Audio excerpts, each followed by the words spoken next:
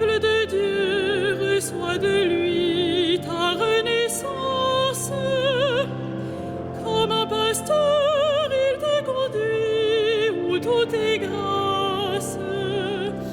Dieu fait de nous en Jésus-Christ des hommes libres. Tout vient de lui, tout est pour lui qui nous délivre.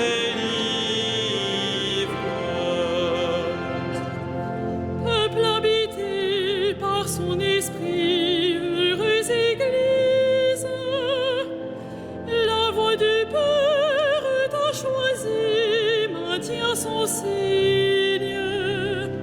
Dieu fait de nous en Jésus-Christ des hommes libres.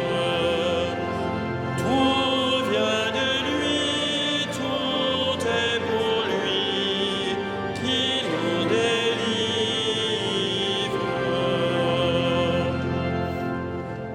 Peuple choisi pour témoigner de l'Évangile, laisse sa vie te ranimer aux sources vives. Dieu fait de nous en Jésus-Christ des hommes libres. Tout vient de lui, tout est pour lui qui nous délivre.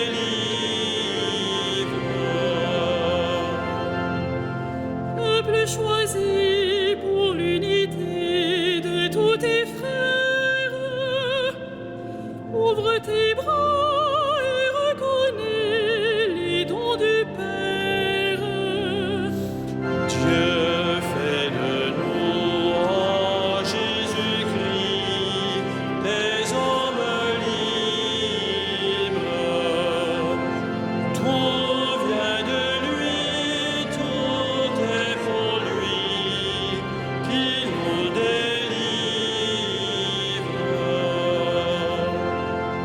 Peuple de Dieu, reçois de lui ta renaissance. Comme un pasteur, il te conduit où tout est grâce.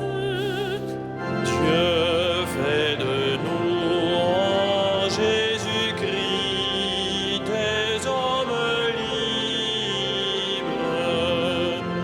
Tout vient de lui, tout est pour lui qui nous délivre.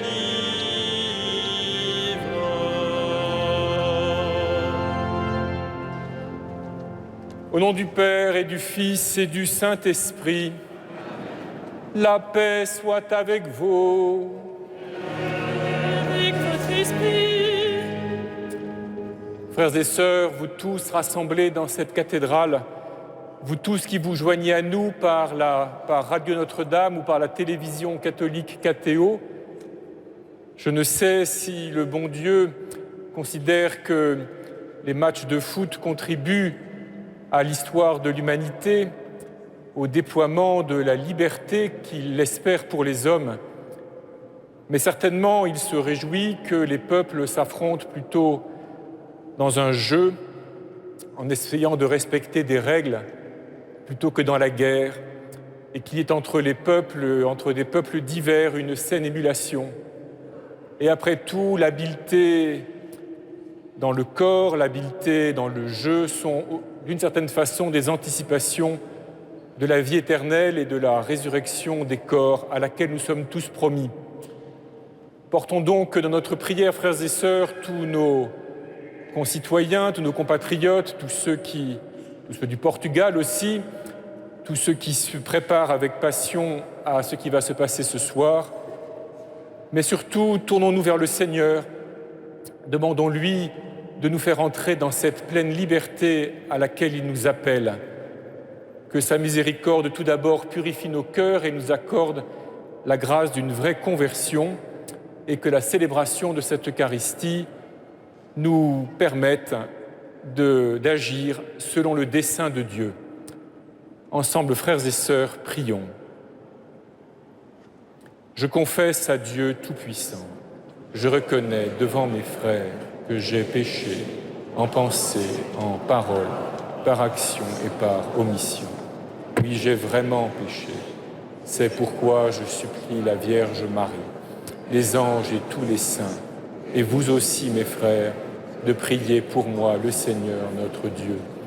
Que Dieu Tout-Puissant nous fasse miséricorde, qu'il nous pardonne nos péchés, nous conduise à la vie éternelle.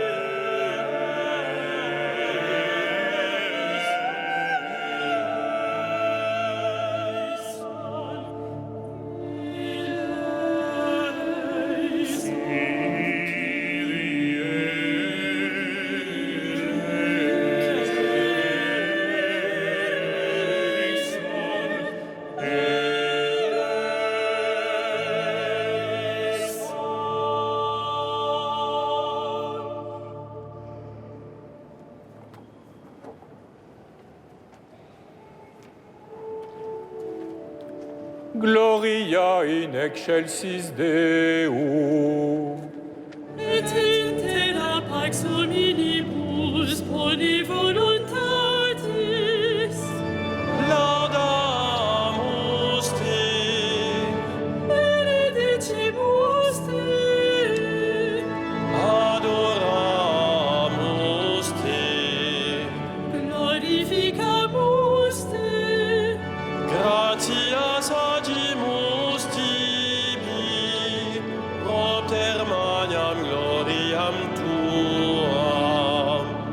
Domine Deus Rex Celestis, Deus Pater omnipotens, Domine Filii unigenite, Iesu Christe, Domine Deus Agnus Dei, Filius Patri,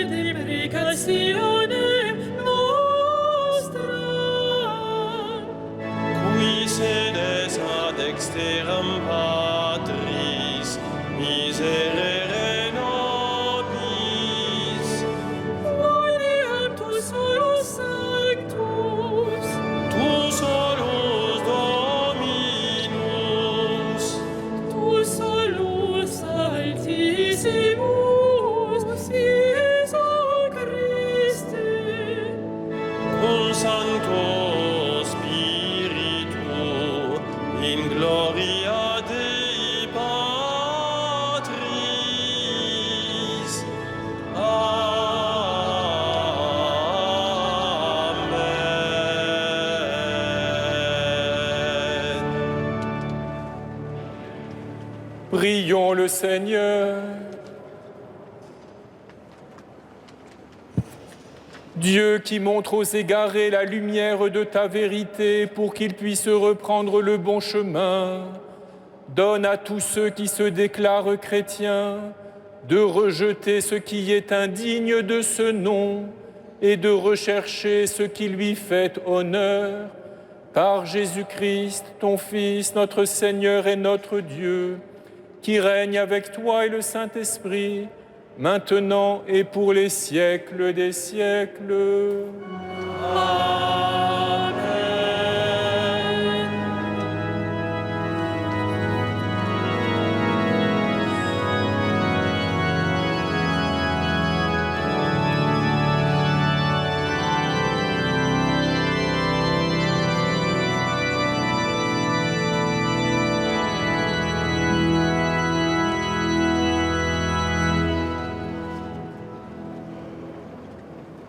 Lecture du livre du Deutéronome. Moïse disait au peuple : Écoute la voix du Seigneur ton Dieu, en observant ses commandements et ses décrets, inscrits dans ce livre de la loi, et reviens au Seigneur ton Dieu de tout ton cœur et de toute ton âme. Car cette loi que je te prescris aujourd'hui n'est pas au-dessus de tes forces, ni hors de ton atteinte. Elle n'est pas dans les cieux pour que tu dises : Qui montera aux cieux nous la chercher ? Qui nous la fera entendre afin que nous la mettions en pratique ? Elle n'est pas au-delà des mers pour que tu dises : Qui se rendra au-delà des mers nous la chercher ? Qui nous la fera entendre afin que nous la mettions en pratique ? Elle est tout près de toi, cette parole. Elle est dans ta bouche et dans ton cœur, afin que tu la mettes en pratique. Parole du Seigneur.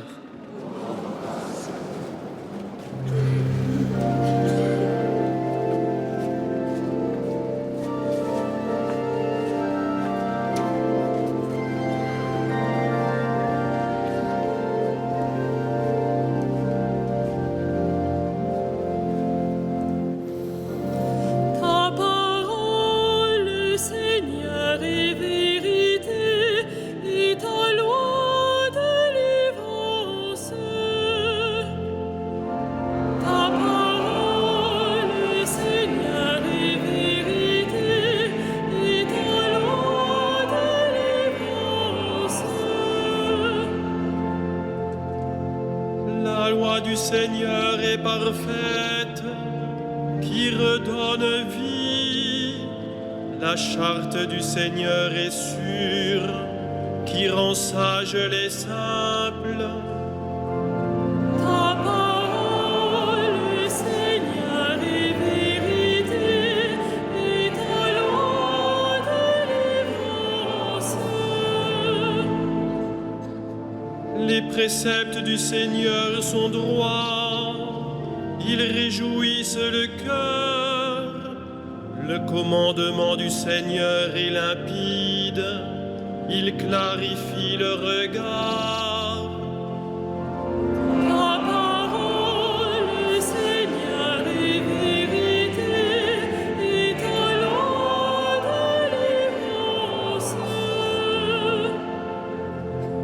La crainte qu'il inspire est pure, elle est là pour toujours. Les décisions du Seigneur sont justes et vraiment équitables. Ta parole, Seigneur, est vérité, et ta loi délivrance. Plus désirable que l'or, qu'une masse d'or fin, plus savoureuse que le miel qui coule des rayons. Ta parole, Seigneur, est vérité, et ta loi délivrance.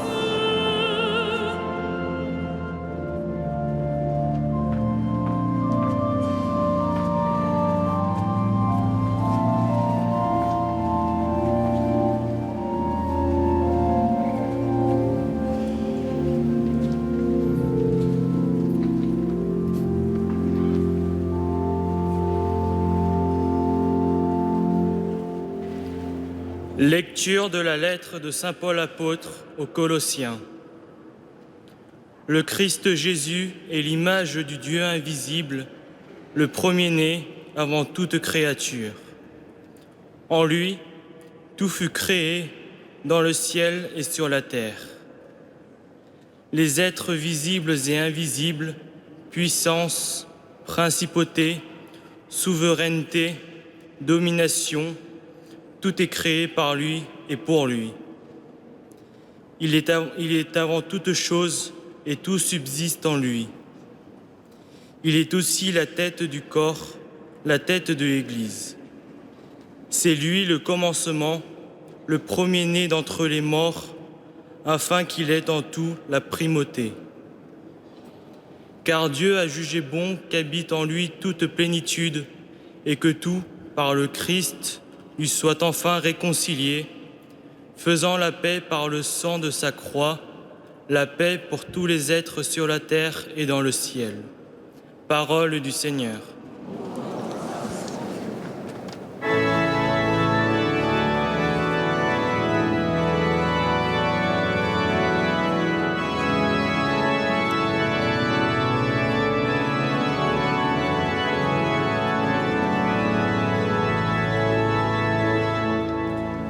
Alléluia, Alléluia, Alléluia,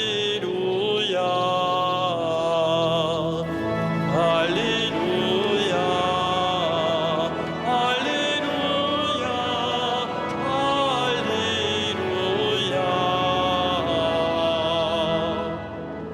Tes paroles, Seigneur, sont esprit, elles sont en vie. Tu as les paroles de la vie éternelle. Alléluia, Alléluia, Alléluia.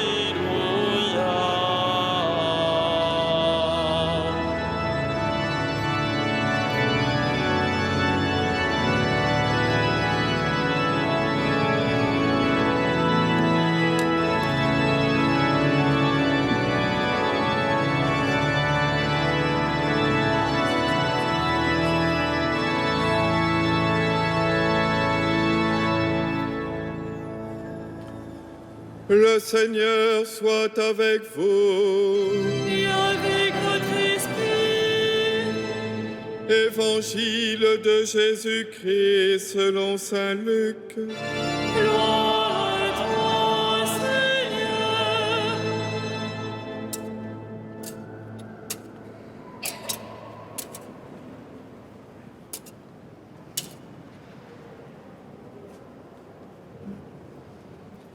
En ce temps-là, voici qu'un docteur de la loi se leva et mit Jésus à l'épreuve en disant : « Maître, que dois-je faire pour avoir en héritage la vie éternelle ?»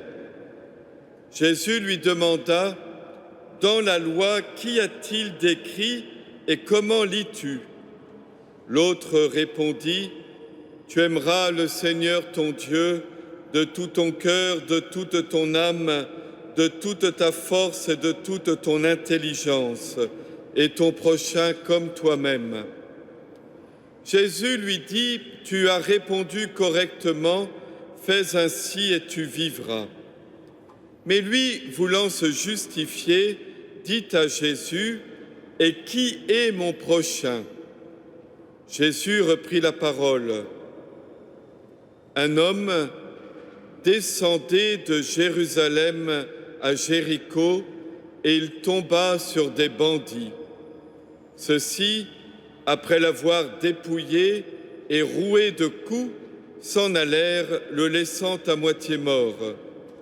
Par hasard, un prêtre descendait par ce chemin.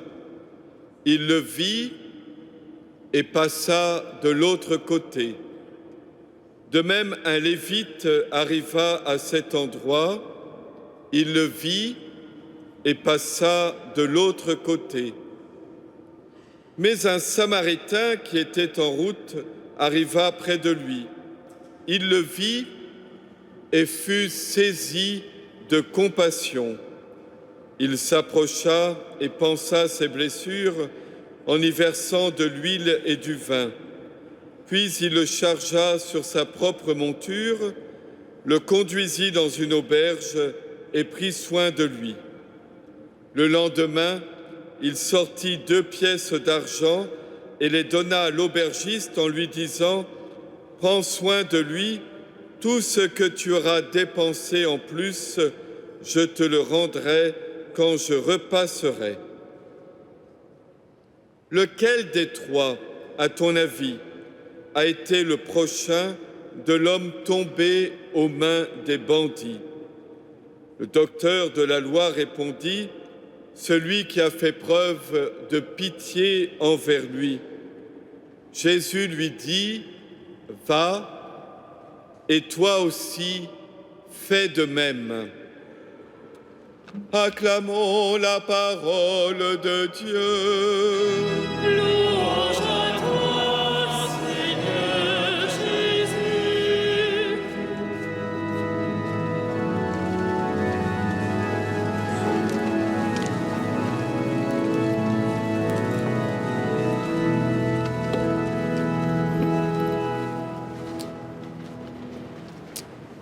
Dans l'Évangile selon saint Luc, frères et sœurs, juste avant qu'intervienne le docteur de la loi, comme nous venons de l'entendre, l'évangéliste nous raconte que Jésus, ayant réuni ses 72 disciples qu'il avait envoyés en avant de lui, alors qu'il entrait en Judée, venant de Galilée, Jésus leur dit « Heureux êtes-vous de voir ce que vous voyez, car je vous le dis, beaucoup de prophètes et de rois ont souhaité voir ce que vous voyez et ne l'ont pas vu, entendre ce que vous entendez ne l'ont pas entendu. » Et aussitôt, nous dit saint Luc, se lève un docteur de la loi qui donc interroge Jésus comme nous venons de l'entendre.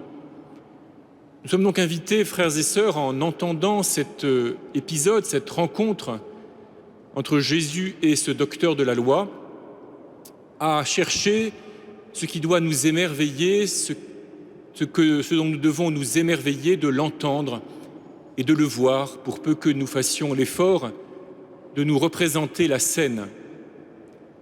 Il y a au moins 2 aspects qui peuvent susciter notre émerveillement, notre étonnement et notre joie, disons-le. Le premier, c'est que entre Jésus et ce docteur de la loi se noue un véritable dialogue. L'homme, nous dit saint Luc, pose une question pour mettre Jésus à l'épreuve. Et nous avons l'impression que cet homme voudrait piéger Jésus. Mais en fait, vous l'avez entendu, le Seigneur ne lui répond pas à sa question, ou plutôt il lui répond par une autre question, et l'homme se laisse entraîner sur un autre terrain, dans un autre genre de conversation. Il accepte de répondre lui-même à la question que Jésus lui pose. Et par 2 fois, Jésus va approuver ce que cet homme lui dit et il va l'engager à faire selon ce qu'il a compris. Tu as bien répondu, va et toi aussi, fais ainsi et tu auras la vie. Et puis, va et toi aussi, fais de même. Et l'autre motif d'émerveillement, qui doit nous saisir toujours, parce que c'est à nos oreilles et devant nos yeux, en quelque sorte, que nous voyons et que nous entendons cela, c'est la parabole elle-même. Et il nous faut, frères et sœurs, faire l'effort sûrement de nous imaginer Jésus disant cette parabole, parce qu'elle vient de son cœur. Elle monte, cette parabole si parfaite, qui produit si efficacement son effet, cette parabole si simple, mais en même temps si profonde, si décisive. Elle monte du cœur de Jésus.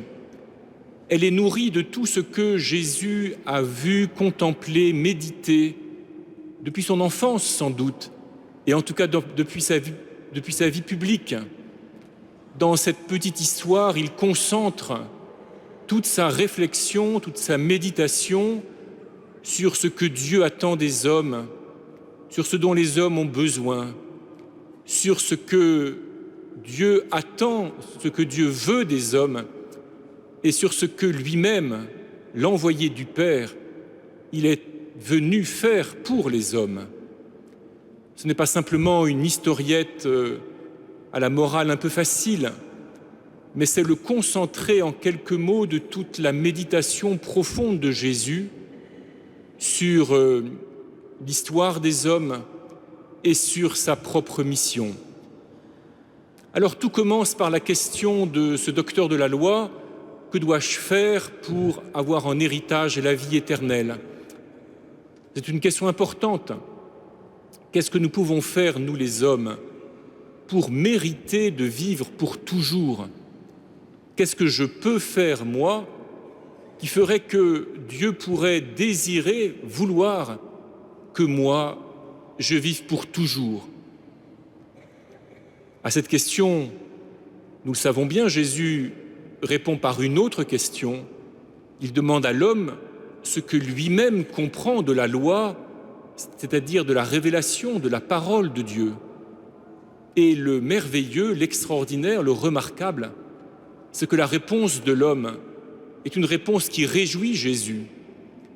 Au lieu de faire la liste de toutes sortes de gestes, de toutes sortes de pratiques que Dieu attendrait des hommes, au lieu de donner toute une série de devoirs auxquels les hommes devraient souscrire ou satisfaire pour plaire à Dieu, cet homme vise ou exprime tout de suite le cœur même de la loi, ce que lui comprend comme étant le cœur de la loi de Dieu, et qui est non pas un catalogue de choses à faire, mais une attitude foncière qui doit habiter le cœur de l'homme.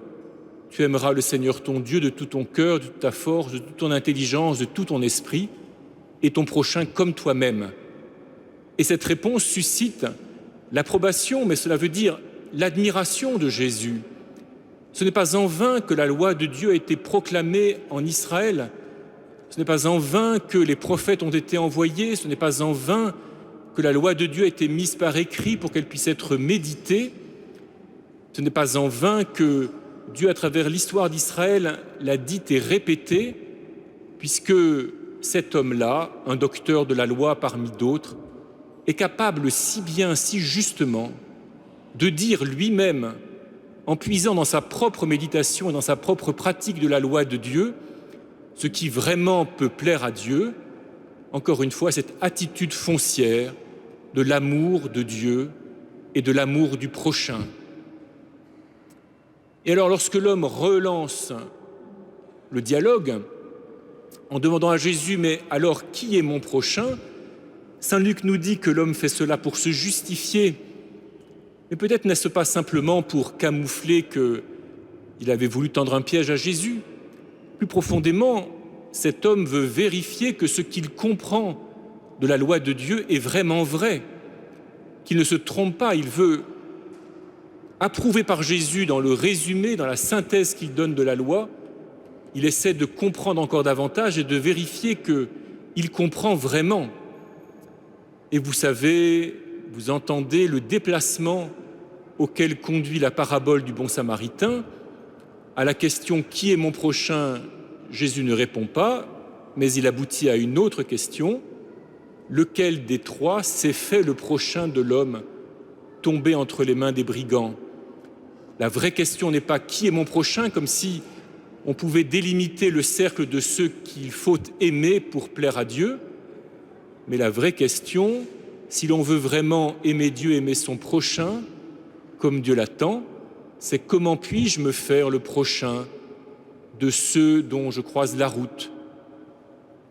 Et vous entendez la réponse de l'homme, celui qui s'est fait le prochain, c'est celui qui a fait miséricorde, celui qui a eu pitié, mais en grec, c'est même celui qui a fait miséricorde à cet homme.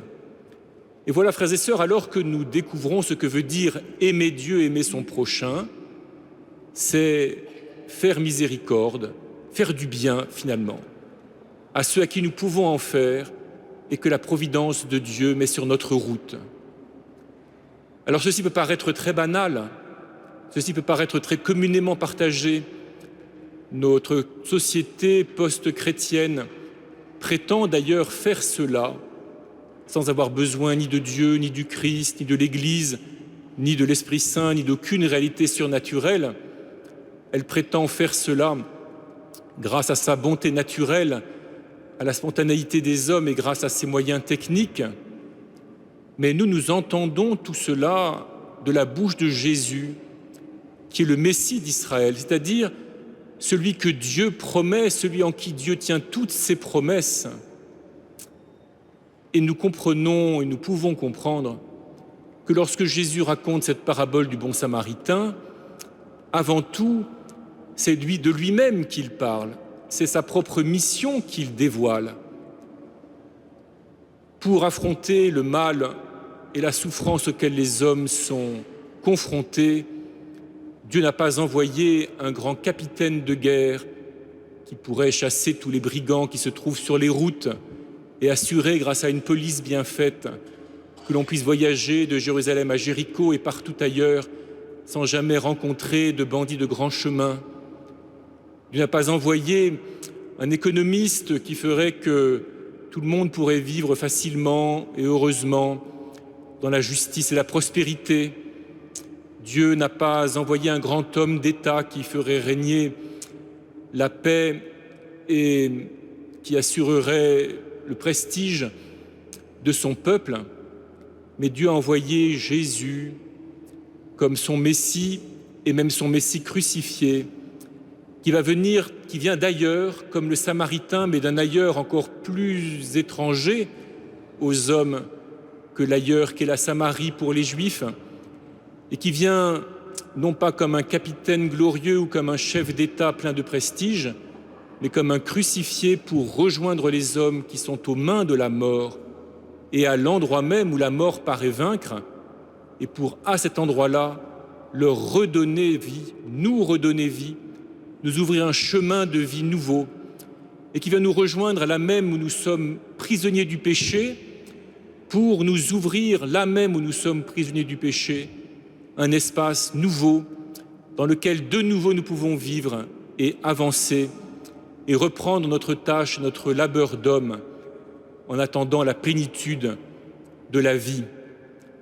Et c'est pourquoi, frères et sœurs, nous aimons cette parabole du bon samaritain, parce qu'elle nous assure que nos gestes de miséricorde, tout ce que nous pouvons faire modestement, humblement, pour faire du bien aux autres, tout cela qui parfois paraît dérisoire devant les injustices, devant les coups du sort, devant tout ce qu'il faudrait faire pour rendre la vie des hommes meilleure ou plus facile ou plus agréable, cette parabole nous assure que nos humbles gestes de miséricorde sont comme un segment du grand geste de Dieu accompli en Jésus pour nous remettre en route et pour nous ouvrir le chemin de la vie pour toujours. Nous découvrons que Dieu, comme l'annonçait déjà le Deutéronome, n'attend pas de nous des exploits extraordinaires, il n'attend pas de nous des macérations, des mortifications effrayantes, il n'attend pas de nous des offrandes spectaculaires, mais il attend de nous que de tout notre cœur, le plus possible, nous essayons de nous faire du bien les uns aux autres. Et le petit bien que nous faisons les uns aux autres, il veut le prendre au sérieux pour pouvoir nous faire entrer dans sa vie éternelle. Cette parabole que nous aimons tant, elle peut aussi nous effrayer parfois, parce que nous comprenons que c'est là un chemin sans fin. Quel détour et jusqu'à quel point faut-il faire un détour pour aller s'occuper de ceux dont nous croisons la route?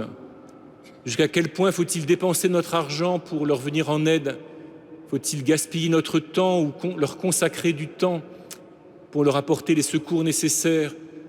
Nous savons bien que nous avons toujours des arbitrages à faire et cela nous met parfois dans des tensions peu agréables. Parfois, nous préférerions que Dieu nous donne une liste de choses à faire. Mais aujourd'hui, en entendant cette parabole et cette conversation entre Jésus et ce docteur de la loi, nous sommes invités, frères et sœurs, à nous émerveiller de ce que Dieu nous ait pris ainsi en pitié, de ce que Dieu, par la grâce du Christ, nous donne à nous qui sommes des pécheurs, la grâce de pouvoir malgré tout nous faire du bien les uns aux autres et que tous ces actes-là, il veuille les regarder comme lui donnant assez de joie pour qu'il désire nous introduire, nous aussi à notre tour, dans la plénitude de sa vie. Puissions-nous, frères et sœurs, pendant cet été, trouver, saisir les occasions qui nous sont données de nous faire le prochain de ce que Dieu mettra sur notre route, et puissions-nous toujours, comme le docteur de la loi, oser dire à Dieu ce que nous comprenons de sa loi et le mettre en pratique avec tout notre cœur. Amen.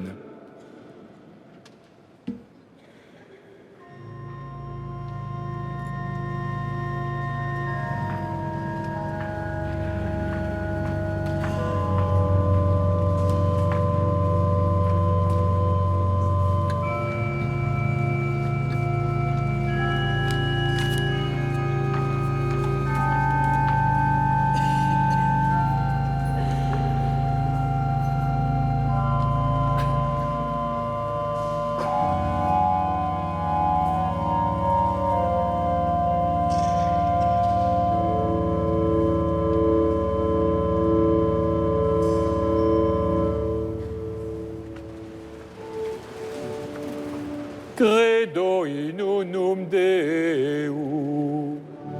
Patrem omnipotentem, factorem celi et terrae, visibilium omnium et invisibilium. Et in unum Dominum Iesum Christum, Filium Dei unigenitum, Et ex Patre natum ante omnia saecula. Deum de Deo lumen de lumine, Deum verum de Deo verum, Genitum non factum consubstantiale Patri, per quem omnia facta sunt. qui propter nos homines et propter nostram salutem descendet de celis. Et incarnatus est de Spiritus Sancto ex Maria Virgine, et homo factus est. Crucifixus etiam pro nobis sub Pontium Pilato passus et sepultus est. Et resurrexit tertia die secundum scripturas. Et ascendet in caelum, sedet ad dexteram Patris. Et iterum venturus est cum gloria judicare vivos et mortuos, cuius regni non erit finis. Et in Spiritum Sanctum Dominum, et vivificantem, qui ex Patre Filioque procedit. Il cum Patre et Filio simul adoratur, et conglorificatur, qui locutus est per prophetas. Et unam sanctam catholicam et apostolicam ecclesiam Confiteorum baptisma in remissionem peccatorum. et expecto resurrectionem mortuorum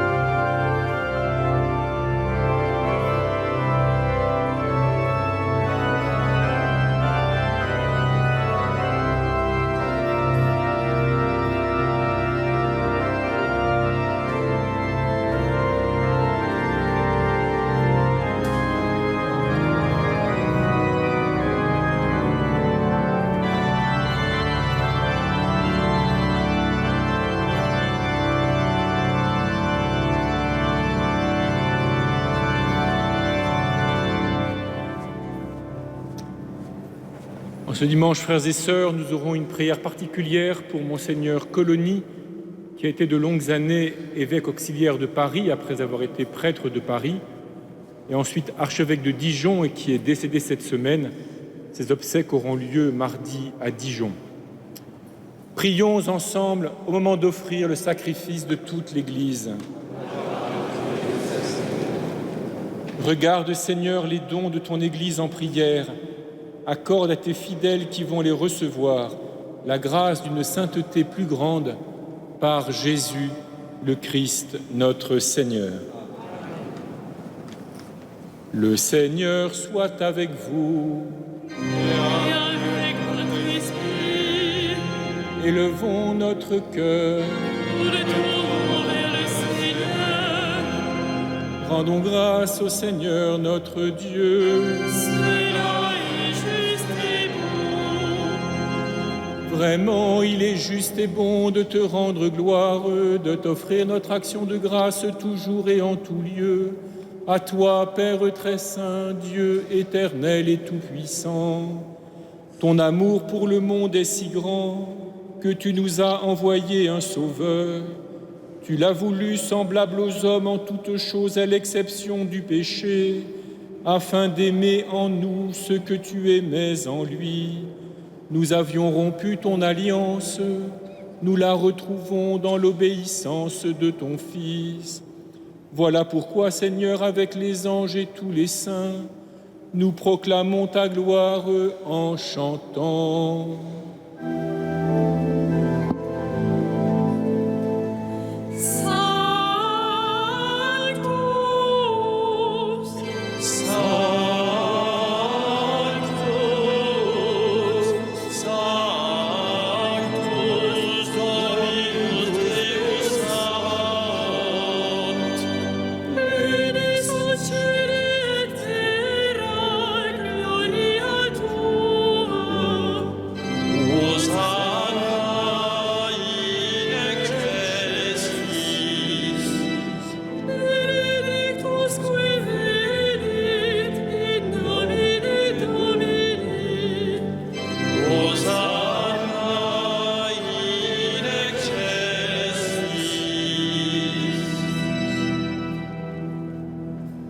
Toi qui es vraiment saint, toi qui es la source de toute sainteté, nous voici rassemblés devant toi et dans la communion de toute l'Église en ce premier jour de la semaine, nous célébrons le jour où le Christ est ressuscité d'entre les morts. Par lui que tu as élevé à ta droite, Dieu Tout-Puissant, nous te prions. Sanctifie ces offrandes en répandant sur elles ton esprit, qu'elles deviennent pour nous le corps et le sang de Jésus, le Christ, notre Seigneur. Au moment d'être livré et d'entrer librement dans sa passion, il prit le pain, il rendit grâce, il le rompit et le donna à ses disciples en disant : « Prenez et mangez-en tous, ceci est mon corps livré pour vous. »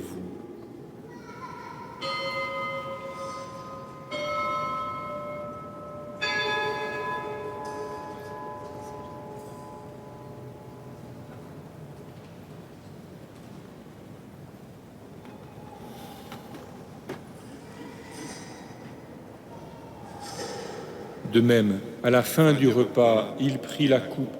De nouveau, il rendit grâce et la donna à ses disciples en disant : « Prenez et buvez-en tous, car ceci est la coupe de mon sang, le sang de l'alliance nouvelle et éternelle, qui sera versé pour vous et pour la multitude en rémission des péchés.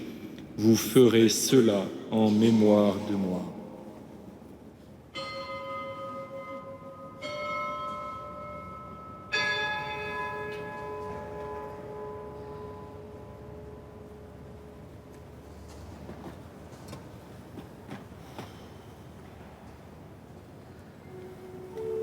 Il est grand le mystère de la foi. Nous proclamons ta mort, Seigneur Jésus. Nous célébrons ta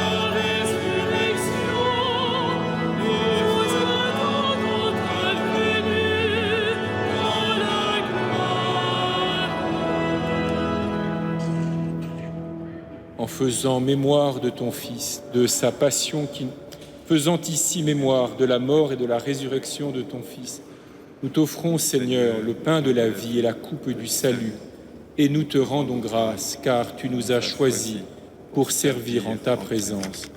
Humblement, nous te demandons qu'en ayant part au corps et au sang du Christ, nous soyons rassemblés par l'Esprit Saint en un seul corps.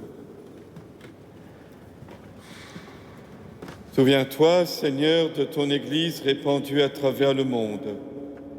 Fais-la grandir dans ta charité avec le pape François, notre évêque André, ses auxiliaires Éric et Jérôme, et tous ceux qui ont la charge de ton peuple. Souviens-toi aussi de nos frères qui se sont endormis dans l'espérance de la résurrection, en particulier de Monseigneur Colony et de tous les hommes qui ont quitté cette vie.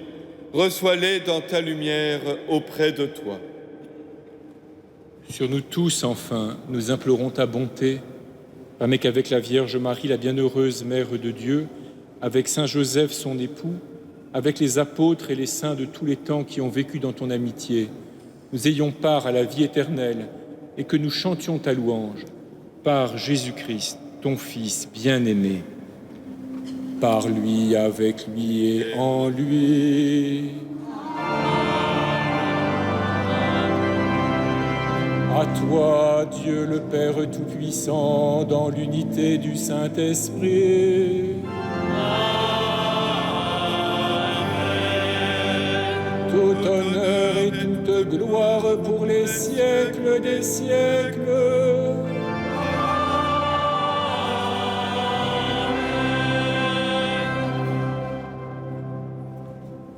Comme nous l'avons appris du Sauveur, selon son commandement, nous osons dire: Notre Père qui es aux cieux, que ton nom soit sanctifié, que ton règne vienne, que ta volonté soit faite sur la terre comme au ciel.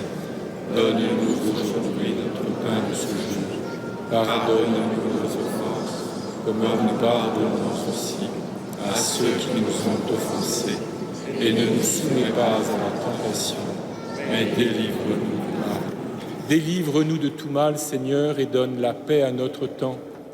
Par ta miséricorde, libère-nous du péché. Rassure-nous devant les épreuves, en cette vie où nous espérons le bonheur que tu promets et l'avènement de Jésus-Christ, notre Sauveur. Car c'est à toi qu'appartiennent le règne, la puissance et la gloire pour les siècles des siècles.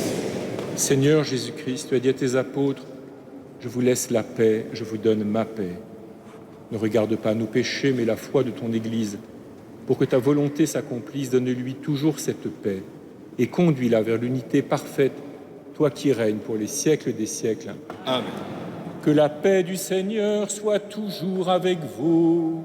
Et avec votre esprit. Dans la charité du Christ, frères et sœurs, donnez-vous la paix.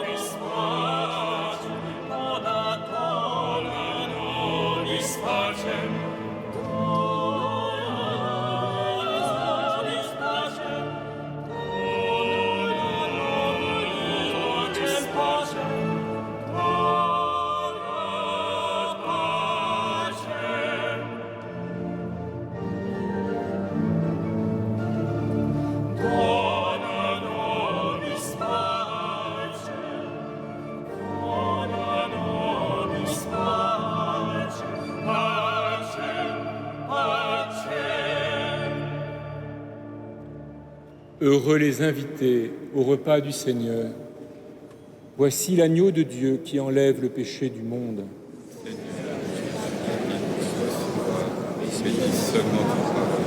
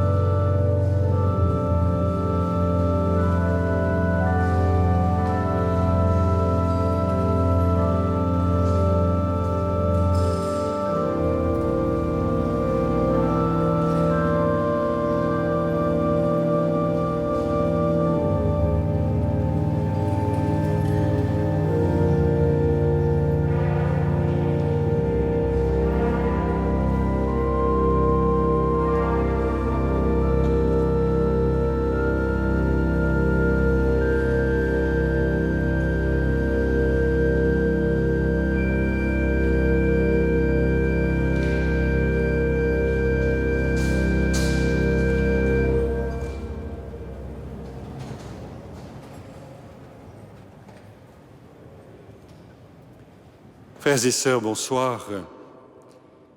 Tout au long du mois de juillet, nous continuons d'avoir des concerts en cette cathédrale.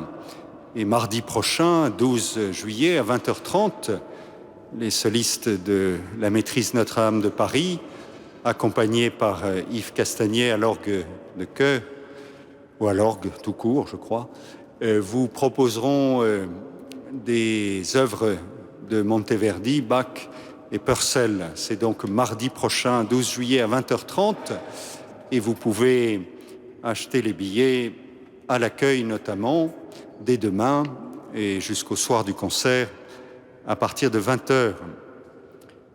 Au long de ce mois de juillet, cela sera prolongé également en août. Nous avons la chance d'avoir la présence de jeunes volontaires de plusieurs pays qui, avec l'association CASA, proposent des visites gratuites tous les jours de cette cathédrale, en français et dans différentes langues étrangères. Je crois qu'il y a même le portugais. Et donc, n'hésitez pas à profiter de cette opportunité pour découvrir mieux la cathédrale.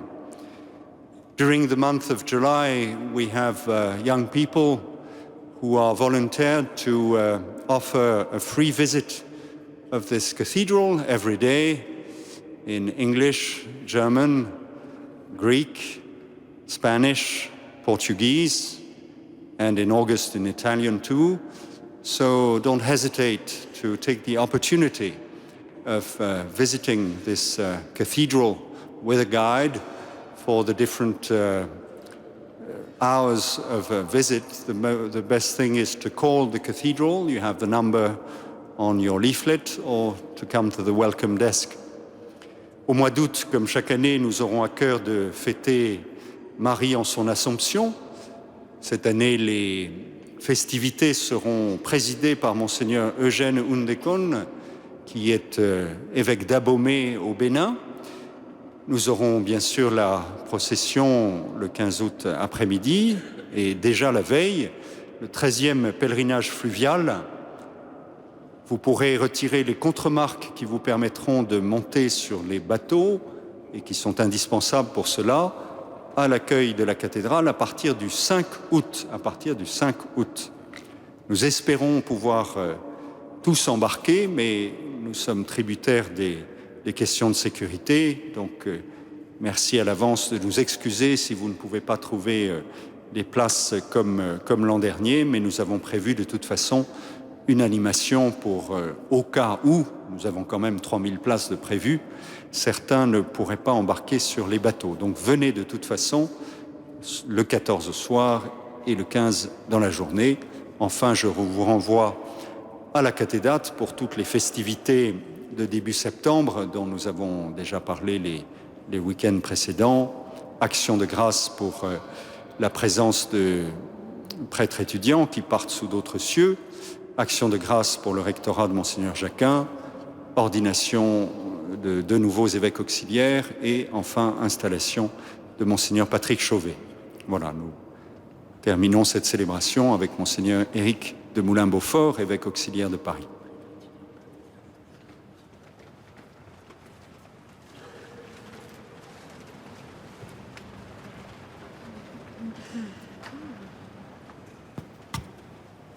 Prions le Seigneur.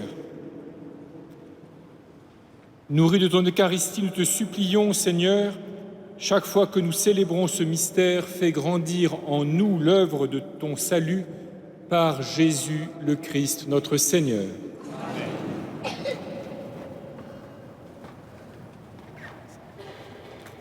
Le Seigneur soit avec vous. Que Dieu Tout-Puissant vous bénisse, le Père, le Fils et le Saint-Esprit. Et en chantant la Vierge Marie, nous lui demandons aussi de contribuer à la paix des cœurs ce soir pour que le meilleur gagne et que tout se passe dans la paix. Allez dans la paix du Christ.